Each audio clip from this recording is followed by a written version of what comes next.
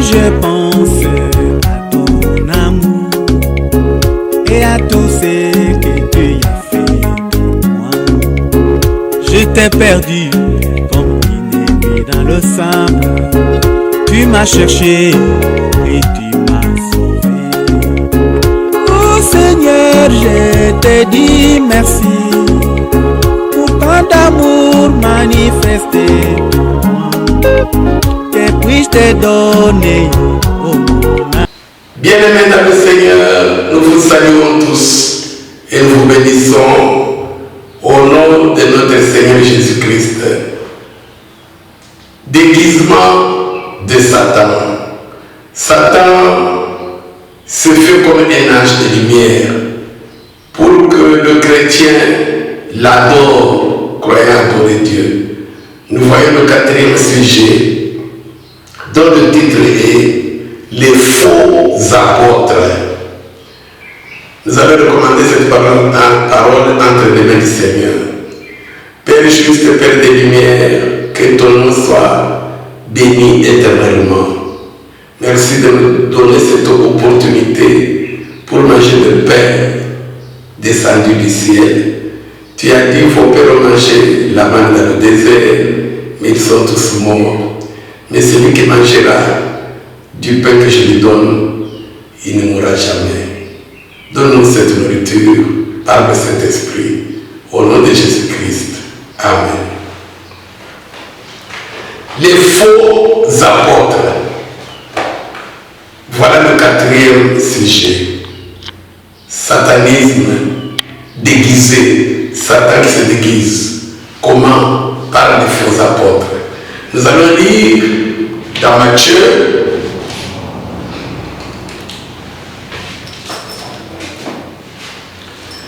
chapitre 10, versets 16 à 17. Et pour titre de rappel, nous allons relire notre thème dans 2 Corinthiens 11. Mais lisons d'abord pour le quatrième sujet, Matthieu 10, 16 à 17. Voici, je vous envoie comme des brebis au milieu des loups. Soyez donc prudents comme les serpents et simples comme les colombes. Mettez-vous en garde contre les hommes, car ils vous livreront aux tribunaux et ils vous battront de verges dans leur synagogue. Je vous envoie comme des brebis au milieu des loups. Ces loups-là, ne croyez pas que ce sont des loups comme les animaux que nous voyons dans les eaux, dans la brousse. Non. Jésus dit au verset 17, écoutez les loups là-bas. Mettez-vous en garde contre les hommes. Ces loups-là, ce sont des hommes. Frères en Christ, pasteurs, prophètes, apôtres, maman diaconesse, il y a des loups. Des loups. Jésus dit, je vous envoie, quand on dit les faux apôtres, on va parler seulement de nous qui prêchons la parole, des militaires des églises ou quoi. Non, c'est vrai, oui, mais toi, quand toi tu es chrétien, Jésus dit ici, voici je vous envoie, tu es envoyé de Dieu sur la terre. Alléluia. Tout chrétien, il est un témoin de Christ, un envoyé de Dieu dans le monde. Alléluia. Maintenant, il y a des faux apôtres.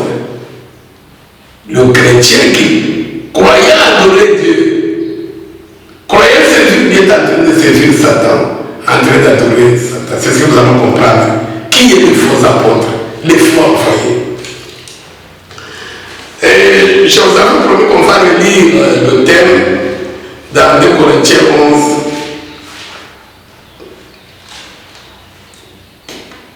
Pour un rappel, 16 versets 13 à 15. Ces Ces hommes-là sont des faux apôtres. C'est ça le quatrième sujet. Des ouvriers trompeurs. On avait vu ça, c'était le deuxième sujet. Déguisés en apôtres de Christ. Et cela n'est pas étonnant, puisque Satan lui-même se déguise en ange de lumière. Bien-aimés dans le Seigneur, les faux apôtres, Satan, c'est que s'il se présente comme Satan, assemblée chrétienne de Satan, qui va y entrer. Église satanique de Kinshasa-Gombe, qui va y aller. Tabernacle satanique de Kisenso, qui va y entrer. Église satanique de San Francisco en Californie, qui va y aller. Satan c'est toujours Jésus-Christ, assemblée chrétienne de ceci. Satan sait que si toi tu te présentes, je suis chrétien de Satan, qui va te recevoir comme un enfant de Dieu. Maintenant, il y a des faux apôtres, les faux apôtres. Le Seigneur dit, je vous envoie comme des brebis au milieu des loups. Et les loups là-bas, ce sont des hommes. Et ces hommes-là, ce ne sont pas des hommes païens. Les hommes de Dieu, les enfants de Dieu, les sœurs en Christ. Un faux apôtre, c'est lui que Dieu a envoyé comme son envoyé sur la terre, dans le monde. Ce chrétien-là, qui adore Satan comment? Il ne cherche pas les intérêts de Christ, il cherche ses propres intérêts. Satan travaille au travers d'un homme. Nous avons lu, Jésus dit, les hommes, au verset 17, Matthieu 10, 17. Au verset 16, il dit, je vous apporte comme des brebis au milieu des loups. Et au 17, il dit, ces loups là-bas, ce sont des hommes. Ils apparaissent comme des pots de brebis, mais au-dedans des loups ravisseurs. Tout chrétien, si toi et moi, après avoir cru en Jésus-Christ, nous ne recherchons pas les intérêts des autres, du prochain, mais seulement nos propres intérêts. Nous sommes en train de servir le diable. Nous sommes en train d'adorer Satan.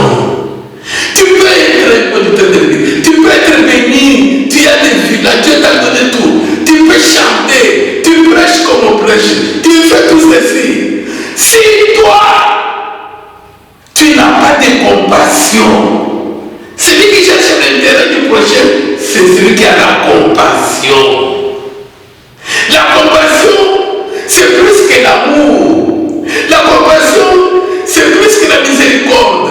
La compassion, c'est plus que la libéralité. Tu peux m'offrir de l'argent à des gens, mais si au-dedans de ton cœur il n'y a pas de compassion, tu le fais pour qu'on te voie, tu le fais pour que toi aussi tu aies le double, parce qu'on t'a enseigné, il faut s'aimer. Tu le fais pour que sache que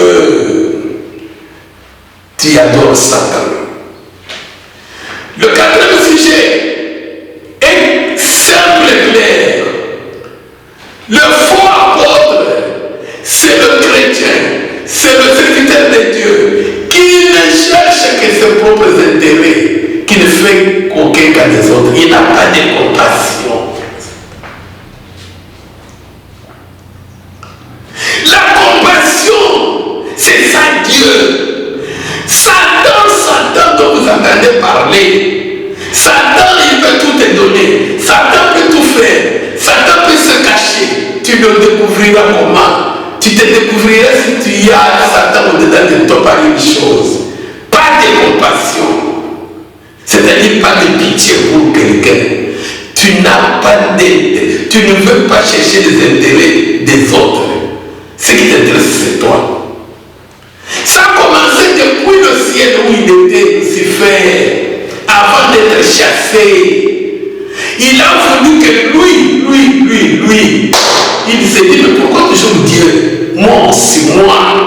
Lucifer, c'est riche. Dans son royaume, il n'y a pas de blague. Lui, tout pour lui. Chez Satan, il n'y a pas de pitié. Chez les ministres de Satan, il n'y a pas de pitié, il n'y a pas de compassion pour quelqu'un d'autre, sauf pour soi. Même si c'est sa femme, demain il divorce, il épouse une autre, mais il prêche la Bible, il est conducteur de l'église. C'est ça Satan, pas de pitié, pas de pitié. Même s'il voit que là où il prie, lui Dieu l'a béni, lui il a une parcelle, lui ne loue pas, Dieu lui a béni. Et il a un bon travail, il a de l'argent. Même s'il voit à côté de lui, ceux qui marchent à ma bouche, ceux qui ont même des retards pour payer le loyer, il dit prions, gênons. Parfois il est même serviteur de programme de service là-bas. Prions, gênons, Dieu va le bénir, prie pour ta bénédiction, prie pour ta prospérité. Mais lui, chez lui, il jette même à manger le matin. Ça, il mange, ça reste. Lui, il a 2-3 parcelles. Lui, il a de l'argent en banque. Il ne peut jamais se soucier de celui qui est à côté de lui pour que lui aussi ait un peu d'argent pour payer le loyer. C'est ça le diable. Ma soeur, mon frère, tu dois t'examiner, je dois m'examiner. S'il n'y a pas de compassion pour le prochain, tu n'as pas pitié de ceux qui souffrent, sache que Dieu t'entraîne dans ton sein. Tu peux tout faire, tu peux adorer, tu peux chanter, les gens pleurent, tu peux prêcher, les gens pleurent, tu peux tout faire. Dieu peut tout te donner. Tu as des bénédictions, tu crois que tu adores Dieu, tu adores Satan. Parce que Satan, c'est la haine. C'est ça Satan. Satan, c'est ne pas faire aucun cas, ne faire aucun cas des autres, faire cas seulement de soi-même. Voilà aujourd'hui, bien aimé, c'est dans les églises, dans les assemblées, où il y a l'égoïsme, où il y a l'avarice.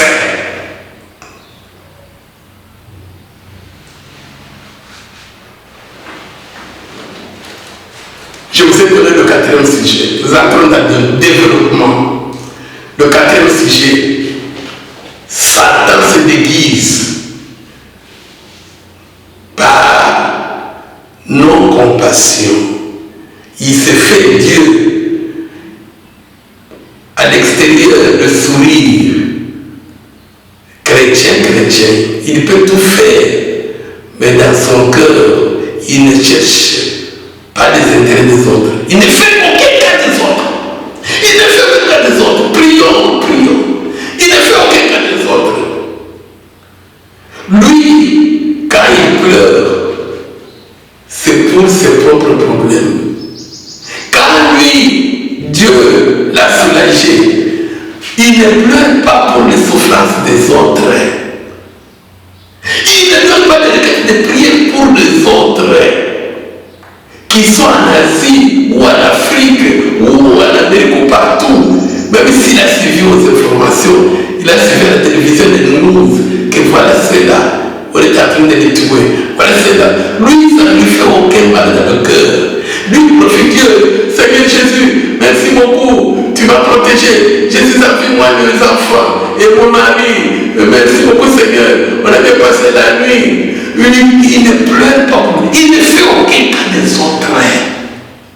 Il adore Satan et l'enfer Satan, croyant en Dieu. Je vous ai donné déjà le 4e sujet. On essaie de le développer. Luc 7, 11 à 17. Le jour suivant, Jésus alla dans une ville appelée Naïn. Ses disciples et une grande foule faisaient route avec lui. Lorsqu'il fut près de la porte de la ville, voici on portait en terre un mort, fils unique de sa mère, qui était veuve. Et il y avait avec elle beaucoup de gens de la ville. Le Seigneur, l'ayant vu, fut ému de compassion pour elle et lui dit, ne pleure pas. Il s'approcha et toucha le cercueil. Ceux qui le portaient s'arrêtèrent. Il dit, jeune homme, je te le dis, lève-toi. Et le mort s'assit et se mit à parler. Jésus le rendit à sa mère. Tous furent saisis de crainte et ils glorifiaient Dieu, disant, un grand prophète apparut parmi nous et Dieu a visité son peuple. Cette parole sur Jésus s'est répandue dans toute la Judée et dans tout le pays d'alentour. Amen.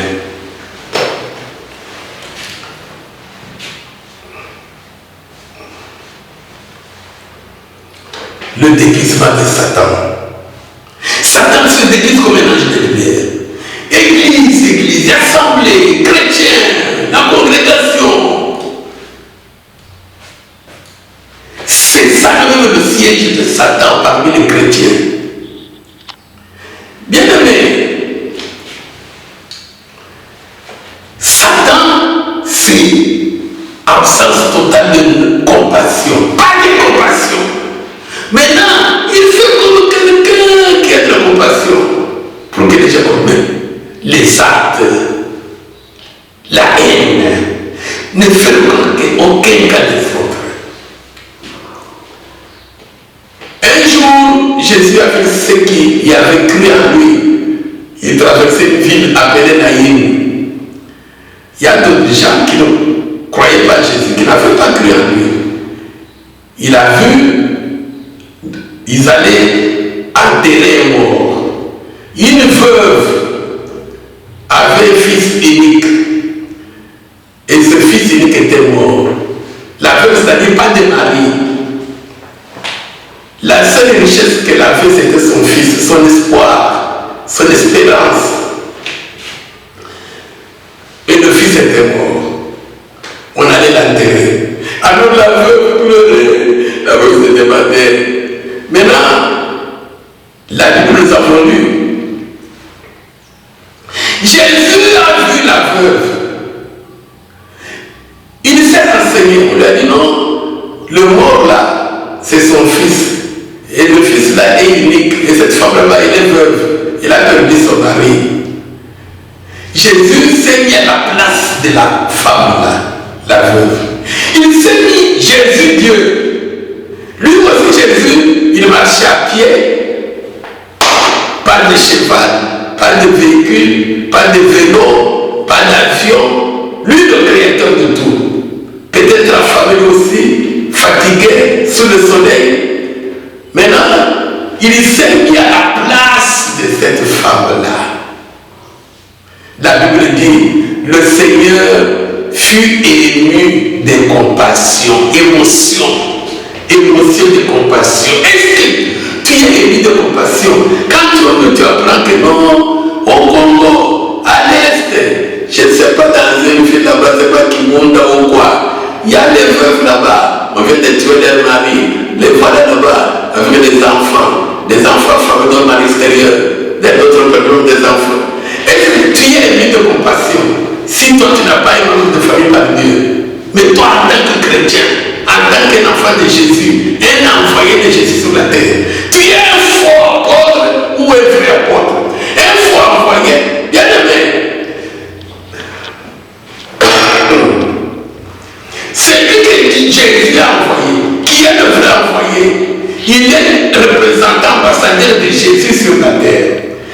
La Bible dit Jésus fut ému de compassion. Et même dans les mêmes églises, il n'y a pas de compassion. On n'est pas ému. Et tu vois quelqu'un qui témoigne comment Dieu l'a béni, comment il est bien déjà applaudisse. Il fait, il s'assit.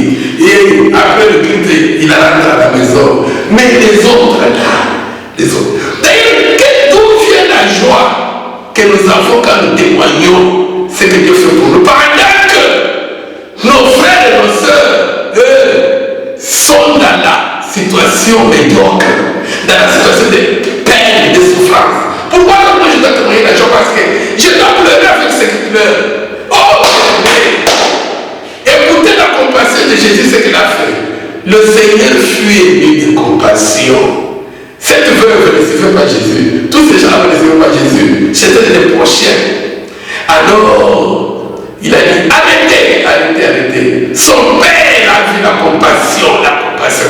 C'est la compassion qui fait des miracles. C'est la compassion qui opère des prodiges. Et alors, je donne chaque campagne. Et c'est cela, c'est cela. Où sont les miracles? Ce sont des bruits partout que nous faisons dans les télévisions. Partout, où sont-ils les miracles, des prodiges? Des bruits et des bruits pour tout simplement les porter de l'argent. Il n'y a pas de compassion. Parce qu'on le fait pour ses intérêts, non pas pour les intérêts des autres. Et il y a eu le miracle. J'ai nommé de victoire. Le mort a repris la vie. Dieu a opéré un miracle. À cause de la compassion. Satan, c'est la haine. Satan, c'est l'avarice. Satan, c'est l'égoïsme. Et regardez bien même.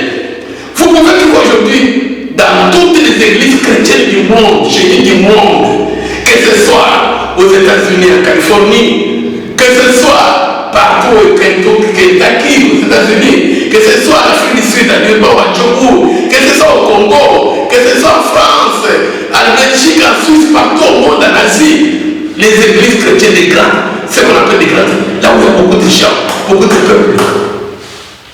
Là où il y a les soi-disant apôtres, les conducteurs, les évêques, les pasteurs, ils font des voyages, ils ont de l'argent, ils vont là-bas aux États-Unis, là-bas, ils ont des parcelles là-bas au Canada, partout en Europe. Mais là, regardez dans les églises, la majorité sont des pauvres, pauvres, pauvres. Pourquoi? Pourquoi? Est-ce que ce sont les envoyés de Jésus ou ce sont les envoyés de Satan? Parce que c'était Jésus-Christ qui a guéri, qui a opéré ce miracle, qui était ému de compassion pour la veuve. Si nous tous ici qui avons des églises, des richesses et des richesses, comment la majorité dans ces églises sont des pauvres? Pourquoi alors un envoyé de Dieu, celui qui est apôtre, envoyé de Dieu, toi un enfant de Dieu, une maman de Dieu, tu as des millions et tu témoignes et tu es béni. Mais dans ton assemblée, dans ta paroisse, dans ta famille, ce sont des pauvres, des pauvres. Pourquoi? Nous adorons Satan croyant adorer Dieu. Alors pour ne pas adorer Satan qui se déguise dans les églises, qui se déguise parmi les chrétiens, ne cherche pas tes propres intérêts seulement. Cherche aussi les intérêts des autres. Philippiens, chapitre 2. Nous allons lire. Philippiens, chapitre 2. Verset 4. Que chacun de vous, au lieu de considérer ses propres intérêts, considère aussi ceux des autres. Alléluia. Que chacun de vous, au lieu de considérer ses propres intérêts, considère aussi les intérêts des autres. C'est ça le message de ce soir, pour ne pas adorer Satan déguisé. Satan peut se déguiser, mais sachez que un point par lequel nous allons le dévisager, pas de compassion. Si toi, frère, sœur, tu pleures jour et nuit pour tes propres souffrances, je n'ai pas de mal, je n'ai pas de mari, je n'ai pas un bon travail, cette maladie a terminé. Mais tu ne pleures pas pour ceux qui n'aiment pas, tu es malade, c'est vrai. La maladie, ça fait longtemps que Dieu ne t'a pas guéri, tu as raison. Il faut que tu pleures, que tu pries beaucoup pour ça. Que Dieu soit béni. Une question. Mais ceux-là qui qui perdent dans ton assemblée, dans ton église, dans ta famille, celui-là qui avait un enfant malade, qui avait un parent malade, qui est mort, que vous avez enterré, tu ne pleures pas, tu n'as pas pitié pour lui. Toi au moins tu es encore vivant. Est-ce que tu pleures parce que tu n'as pas d'enfant? Tu as raison, tu dois prier ton Dieu. Une question. Si tu n'adores pas Satan, qui est déguisé, pourquoi tu ne pleures pas pour cette jeune sœur qui n'a pas de mariage? Toi au moins tu as un mari, toi au moins tu as une femme, toi au moins tu as une maison, toi au moins tu vis, tu n'es pas mort, même si tu es malade. Tu n'es pas. Est-ce que tu cherches les intérêts des autres?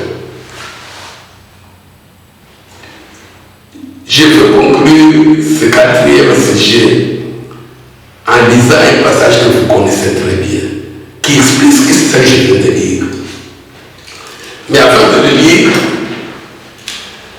je veux vous dire une chose, bien aimée.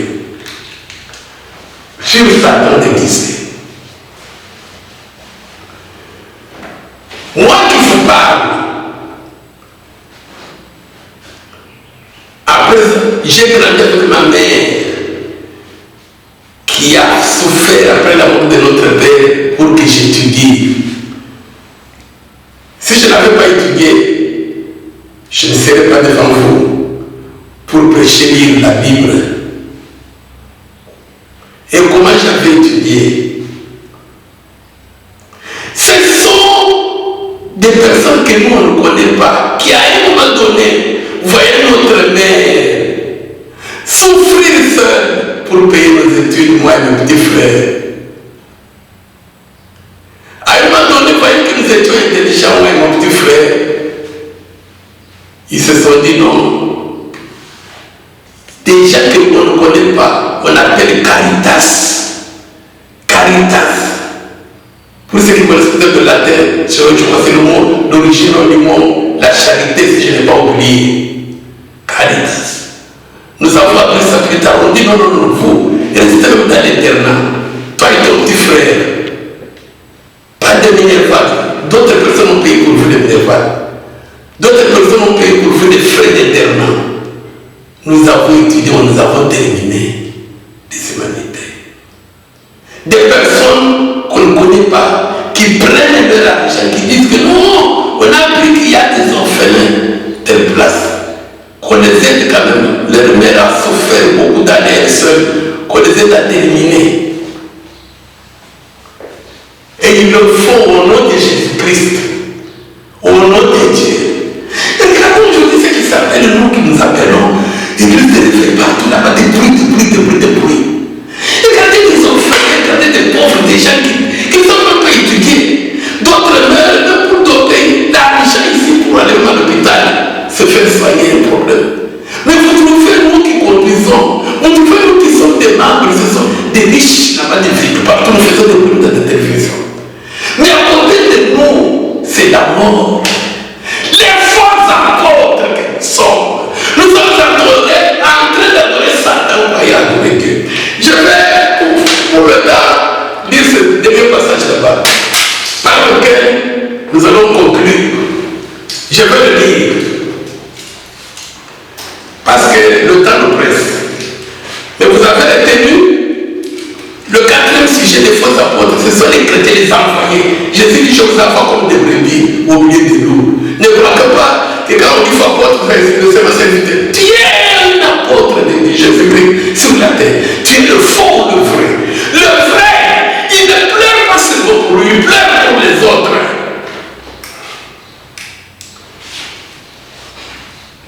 Le passage que vous connaissez bien, 1 Pierre 5, nous terminons par là. 1 Pierre 5, versets 8 à 9. Soyez sobres, veillez. Votre adversaire, le diable, il rôde comme un lion jouissant, cherchant qui il dévorera. Et résistez avec une foi ferme, sachant que les mêmes souffrances sont imposées à vos frères dans le monde. Bien aimé, le diable, nous avions appris ça au sujet de toi, il cherche à dévorer l'âme, ce n'est pas le corps. Les marchands ambulants font croire que Satan c'est pour dévorer le corps, non. Le corps c'est la poussière, tu es poussière, tu rentres poussière. L'âme de l'homme. Maintenant écoutez, on nous dit là-bas, résistez-lui, en sachant que les souffrances que tu as là-bas, les mêmes souffrances, soient imposées à vos frères dans le monde. Est-ce que tu as les soucis, tu as l'émotion, la compassion des souffrances des autres? Pourquoi seulement toi? Moi ici, pourquoi tu ne pleures pas pour les autres? C'est ça la compassion. La compassion ne demande pas que toi tu aies de l'argent pour faire. Que tu aies... Non. Jésus a eu la compassion pour la veuve là-bas. Il n'avait rien. Et Dieu a agi, son Père a agi. Est-ce que tu as la compassion pour les autres? Ceux qui ont des murmures, des soucis, des inquiétudes, ce sont des faux apôtres. Ils ne pleurent que pour leurs propres intérêts. Si toi tu veux pleurer pour les intérêts des autres, tu verras que d'ailleurs toi tu es bien. Il y en a qui souffrent presque que toi. Que Dieu vous bénisse.